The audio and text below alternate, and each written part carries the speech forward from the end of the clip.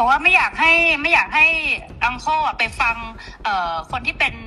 ฝั่งตรงข้ามกับเราเพราะว่าพอไปฟังฝั่งตรงข้ามอย่างพวกแม่ทัพภาค2เนี่ยค่ะเป็นคนของฝั่งตรงข้ามหมดเลยซึ่งพอไปฟังนั้นเสร็จอ่ะก็ไม่อยากให้ท่านรู้สึกไม่ชอบใจหรือโกรธเพราะจริงๆแล้วไม่ใช่ความตั้งใจของเราเลยค่ะថាសូមអនុញ្ញាតពីពុកថាពុកកុំឲ្យស្ដាប់សម្ដីមេតបភូមិភាគ2ហ្នឹងក៏វាជាអ្នកដែលប្រឆាំងជាមួយនឹងរដ្ឋាភិបាលថៃដែរវាជាសត្រូវដែរដល់ពុកស្ដាប់វាហើយអញ្ចឹងទៅអាចធ្វើឲ្យអារម្មណ៍ពុកខឹងបាទเพราะตอนนี้ทางนั้นน่ะเขาอยากจะดูเท่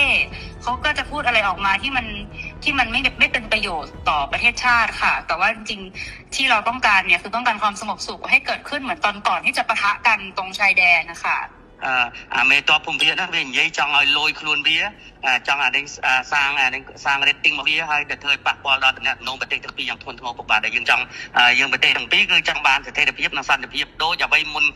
ព្រឹត្តិការណ៍កើតឡើងពុកបាទบอกว่าให้ท่านฮุนเซนน่ะเห็นใจหลานหน่อยเพราะว่าตอนนี้คนในประเทศไทยเขาไล่เราไปเป็นนายกที่เขมรหมดแล้วថាគាត់សូមអនុញ្ញាតពុកថាអាណិតក្មួយផងឥឡូវនេះថៃប្រជាជនថៃពីច្រើនបានដេញហើយដេញក្មួយថាទៅនៅស្រុកខ្មែរទៅព្រោះជានាយករដ្ឋមន្ត្រីខ្មែរពុកបាទบอกว่าจริงๆแล้วถ้าท่านอยากได้อะไรก็ให้ท่านบอกมาได้เลยค่ะเดี๋ยวจะจัดการให้บอกว่าไม่อยากให้อังโคไปฟัง